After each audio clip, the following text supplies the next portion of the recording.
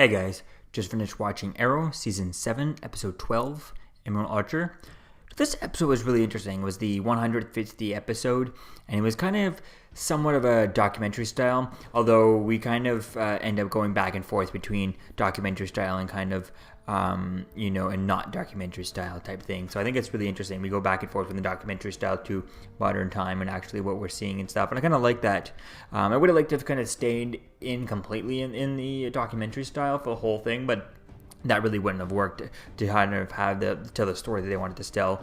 And they shot a bit of it was documentary style, but it was kind of like also, but it was also still kind of following the same story that they wanted to do. And I kind of like the way things were going with that. I like that idea. I like the way they did some of this stuff. Although because they did a documentary style and they had a documentary that they were playing throughout the episode, there were some questions to the episode to it that kind of doesn't make sense, and it kind of they just don't make sense to me. So let's jump into it. So the first bit is a documentary style. The first thing we start off with is we see Quentin Lance stuff. So that was interesting that, they started the documentary so early on like that. I think that was quite interesting. We see him years ago, yet we see him with bald, that he has no hair, and it's like, okay, so they got Paul Blackburn back, but if we go back to the first season of Arrow, when that's when the first time the vigilante came around, the hood and all that stuff, he had hair. He had a full head of hair. So it's just kind of weird as to this stuff kind of doesn't make sense. I don't know why they didn't, especially for a quick shot like that, they didn't have Paul Blackburn to throw on a wig or something. I don't know why they didn't do anything like that. And maybe shoot it somewhere a bit more with lighting bad. They could have had a cop car light in the background flashing, and that light would kind of hide the fact that he's wearing a wig and stuff. So I don't know why they didn't do anything like that. I know they wanted to do documentary style, and so it would be really kind of one-on-one interview kind of style. And having a wig would look very obvious that he had a wig, because you'd be looking straight at it. He wouldn't be kind of moving or anything like that. So it'd be very easy to see the flaws in the wig and stuff. But if they, like I said, if they had it done in a dark alley, as if he's just kind of really quickly answering some questions just before, he has like 5 seconds, like I got 5 minutes for you, go, type thing. And like the lighting is not the location is not really kind of planned out like it looked like there was. They could have done that. They couldn't have done the wig, but having him bald doesn't really make sense, is because he was only bald for the later part of the years. Later part of the stuff. So it's just unclear as to kind of when did they have him do this interview, since at this point he talks as if he hates it as a police officer, which is how he was at the beginning. So I think that kind of it's kind of interesting to see as to what point, when did they get this interview. It would have been cool to get a date. It said 2014, but it's unclear as to when he did that and when he had that interview. So we see archived footage of Black Canary, which is original Laurel type thing, which this Laurel or Black Siren is pretending to be her. So I think that was really good. That continuity was good there. Although in the archived footage, it's clear that they have found somehow, let's say the documentary people there, they found security camera footage and stuff, which is weird because they didn't just get they didn't just get her to redo the fight scenes, or just get other fight scenes, because the ones that they took, I'm not sure if these are actual archive footage that they had somehow, or if they actually had had Katie Cassidy put the costume back on, because the fights looked like test fights type thing, because they were not hitting each other. And it's like, yeah, obviously we know actors don't actually hit each other on screen and stuff, but it looks like they just kind of photoshopped out the actual camera crew, actually had security camera footage of the set, and kind of we clearly can see them not hitting each other from those security shots of the fights and stuff. So that was kind of terrible. I don't know why they didn't just redo some fight scenes, especially if Katie Cassidy doesn't want to put the costume on, then just get some, which I don't know why they went. It seems an easy costume to just throw on, right? They could easily just get the stunt double to do it, especially for the fight scenes that actually look like they're hitting each other, right? I think that would make that would be quite interesting. And then when you're fighting like that, you could just pad up the hands and stuff, and it would still kind of, I don't know, it just looked very fake. It was obvious that they're punching like a foot away from each other to not accidentally hit each other. I think that's kind of silly. So we see the credits, and then the credits come up, and it straight up just spoils that Grant Gustin is there. I'm like, come on. I understand for the ones that are already in there, but the character is not going to be in there yet. It was kind of disappointing, so that was kind of weird. That kind of pissed me off. We see William is pissed in this episode for getting shipped off to boarding school, so that's interesting. We later find out that he also got expelled from the school, so that'd be cool. And it sounds like he has some sort of coding skills because he's able to find the firewall that Felicity had. There was some fake website that when he went to, his grades were not there. So they didn't really straight out spell it out, but it sounds like that he created a fake website, do all that stuff to not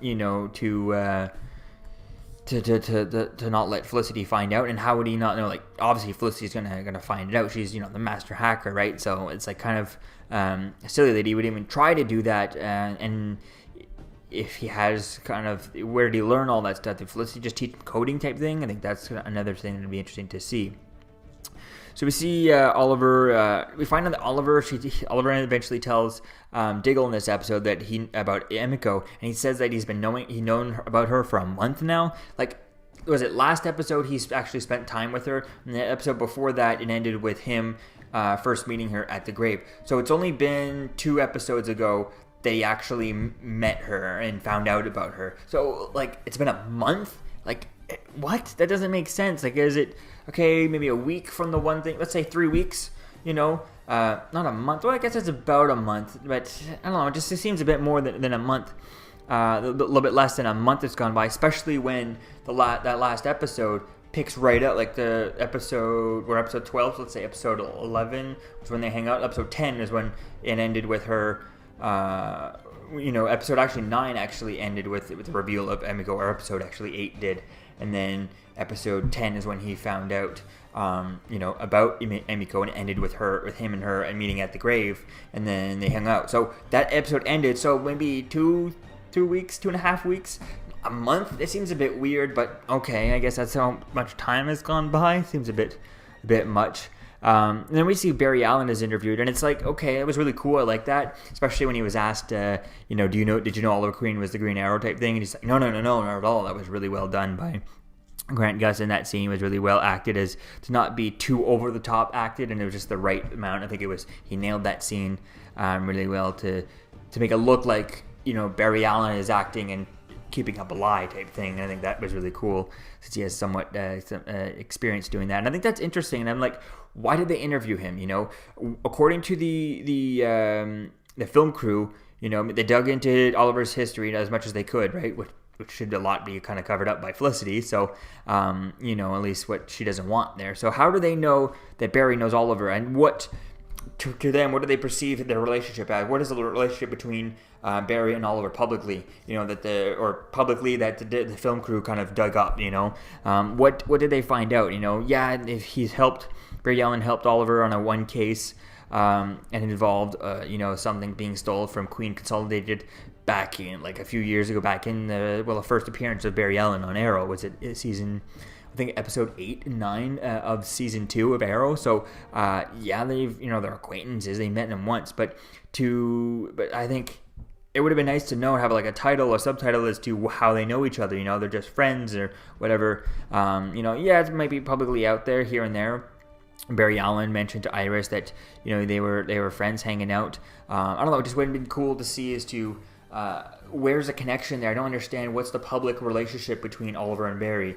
Maybe Iris back in the day wrote an article or something about it before Iris knew Barry Allen was a Flash or something. It was really cool seeing him over here, but it's just unclear as to kind of why there's not where is what's the relationship there between the two of them publicly? That was unclear. And it's just like, why are they interviewing Barry Allen? Why would the crew would go through the stuff and say, oh, Barry Allen, but kind of he's such a big part of Oliver's life, and they know about that they need to interview him. I think it's awesome for the show. I get that, but like for the documentary, it doesn't make sense as to how they know he's an important part of Oliver's relationship. I mean, at this point, they should go over to Earth 38 and also interview Supergirl to get her opinion on it, right?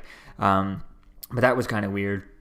And then the crew also, and then later on, we see the crew. They're kind of in this warehouse, and they go on a mission with them, and the crew goes in with them, kind of instead of putting body cams on there, like it's like, oh, we agreed to this. Oliver would never agree to them having, having these like just bringing the camera crew in there, maybe bringing them to the outside of the perimeter of the stuff, stay in this van far away, watch from the outside, okay, and then never would allow them to bring them in. That just makes no sense. Not even the police wouldn't even let them in, so that just makes no sense. They could have body cams on them, and you could have got all the same shots without actually having, the camera crew there. You could have had the same guys that went in with, you had Dinah, right? She could have brought one or two of her police officers, right? Some SWAT or something like that, and they had the body cam and got in the same footage that they would have got from this scene. Now that scene was really cool. Seeing the handheld footage of someone following Oliver while he's doing his stuff, that was really cool. It was a really well done scene. It's just the idea that a random camera guy would just be, Oliver would agree to let a random camera guy in such a dangerous situation is absolutely bizarre, like crazy. It doesn't make sense when they can just put body cam on Oliver or on someone else, or even just have a random officer, have a group of officers come in with them and they have body cams and get their version of that. So I think that would have made more sense than just some random crew guy going there. But the shots were pretty cool. So we find out someone is hunting them. I think that's kind of interesting. Someone is hunting them all. It was pretty cool. And then they're revealing his name, but it's nothing really that stood out to me. We find out that William ends up going to see Zoe, so that's interesting. And it's unclear if they're having a relationship, she's just friends. I guess even if they don't have a relationship, like they're not dating or anything like that, we don't know yet. But I think it would be interesting it could build up to that, but I think it'd be cool to build the relationship between the two, since they both could kind of bond on the whole idea that both their parents are vigilantes, and having that kind of overprotective parents type thing, and kind of connecting on that level. I think that would be really cool. And then building up a relationship later on when they're a little bit older. Before I think it just kind of having them kind of bond over that first before later on building a relationship, I think could be something interesting. And the relationship, I don't think I really need to see that between the two of them. Just them kind of bonding over that, I think could be something interesting to see as to where things go with that. And then we see that Diggle, he ends up suggests to Oliver we should bring the Team Arrow back, so they bring it all back. We found out that the bad guy is using Wayne Tech, so that's kind of interesting. Another Wayne Tech nod there. And we see Dinah ends up saving the mayor with her scream, revealing that she was Black Canary. Or I guess the new Black Canary, which is unclear because obviously she has a different costume than the Laurel Black Canary. So that's interesting that they do that. They never really, I guess it's unclear that people must know that there's a second Black Canary out there. There are two Black Canaries because she's such a different costume, right? I think that's interesting there. And the mayor ends up deputizing the rest of Team Arrow instead of throwing them in jail. And that's when we get the reveal that this whole documentary has been viewed by someone in the future, and she has a friend called Connor. She calls him Connor. So I'm interested. I think this is cool. Is this Connor Hawk? It's unclear if it's been a while since I've seen that episode of the first season where we see Connor Hawk in a season of Legend of Tomorrow in 2049, when we see Connor Hawk and Oliver with a beard. It looked like he had the goatee, but it looks like he had a goatee and then stopped shaving, and then the beard came in, so the goatee part's a little bit longer than the rest of the beard, right? Which is not an actual goatee. Doesn't satisfy my appetite for an actual comic accurate goatee whatsoever. But I think the idea of bringing this Connor Hawk in, and I'm not sure if it's the same actor who plays it. It looked like it to me from my memory, but it's unclear because that was Connor Diggle, or was supposed to be Diggle's son. And I think that's interesting. So could this be actually Diggle's son? I mean, right now they're just calling him Diggle Jr., so they didn't really give him a name, but maybe he gets a different name later on. He calls himself Connor because he doesn't want to be confused as, John Diggle. They both have the same name, John Diggle Jr. type thing.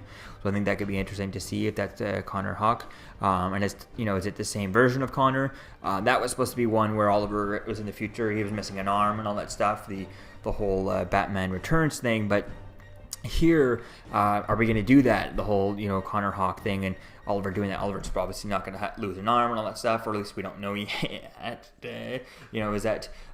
Is this the same future as the one that was in that episode of A Legend of Tomorrow, or is it the whole thing that episode of Legend of Tomorrow, they changed history, so things have been changed, and that thing's not the future. So I think that could be interesting to see that. Connor Hawk still exists, he's still out there in the timeline, but just a different future that not the same one. So I think that could be something interesting there. In that way, they could always just get a different actor. If it's not the same actor, that could be one way to explain that.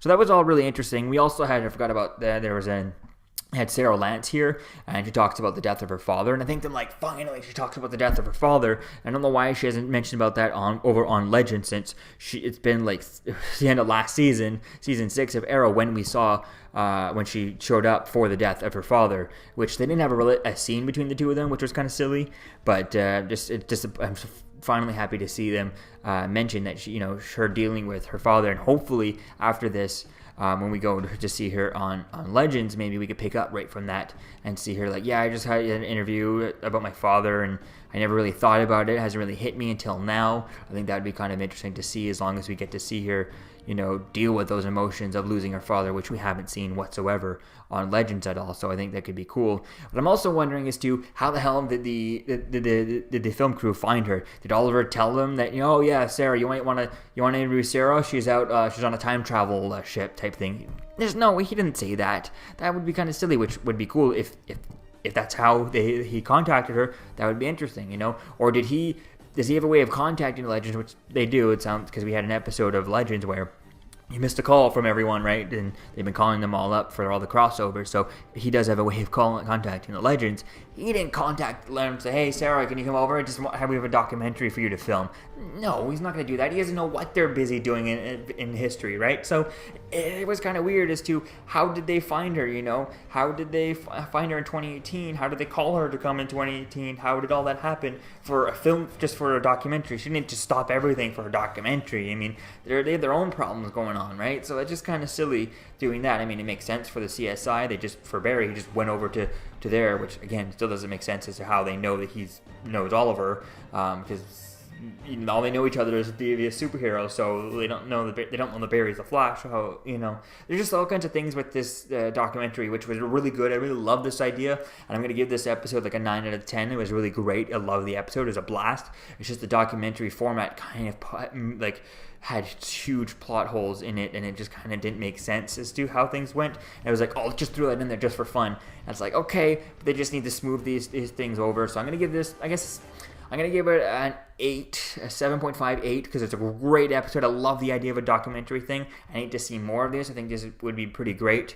It would be cool to get one for the Flash, but they haven't. No one knows that Barry Allen's the Flash, so it doesn't really work out. But I think the idea could be something interesting to play with, and I think I like this documentary style thing, and I think this is really, really well done episode. So let me know what you think, guys, about this in the comments below. What do you think about all the problems that I saw there? And I'll see you guys in the next video.